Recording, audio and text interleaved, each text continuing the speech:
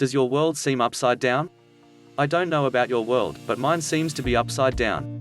The world I knew was one where people honored elders for their contributions to society and families had values that transcended race, gender, or creed.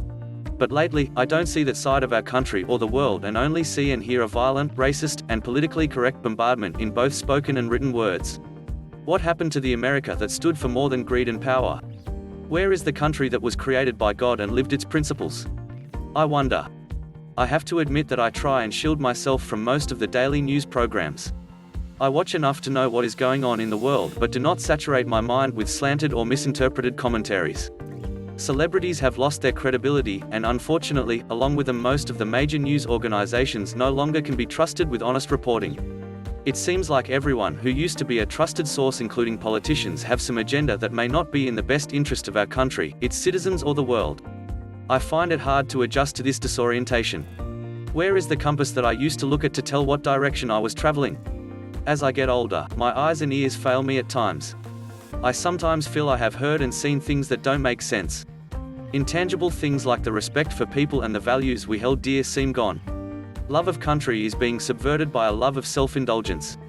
Using others to get ahead seems to be more the rule than the exception. Politicians change their positions like the wind rustling through the trees. You can't tell in what direction the wind is blowing. Is it wind or hot air? So, what am I to make of all this? I guess there are no simple answers to the dizzying array of problems confronting our world. As a citizen of this great land, I can only exercise my concerns at the ballot box or through dialogue with those parties who are in control of the mechanisms at risk. Are there enough people with straight-thinking minds left to correct this misguidance before it is all lost? I ponder such questions to make sense of a sometimes senseless world. I hear inklings of discontent over the decision-makers' abilities and a yearning to return to civility and honesty in government. That is good news to me. Those of us who have standards and values must begin to let our voices be heard to save our country from decline. Growth is a tricky thing, and change is inevitable, but uncontrolled growth and ungrounded change will only create more chaos in an already chaotic world.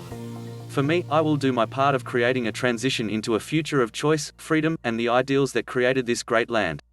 I will follow my life's direction by following the voice of spirit in my life. Listening to this voice gives me a path that cannot be swayed by the preachiness of the secular world. My world is a world of kindness, love, and acknowledgement of the frailties of the human species, and the desire to amplify the good in everyone. Perhaps if enough like-minded people act before it is too late, we will regain our foothold on the qualities and character of those who came before us.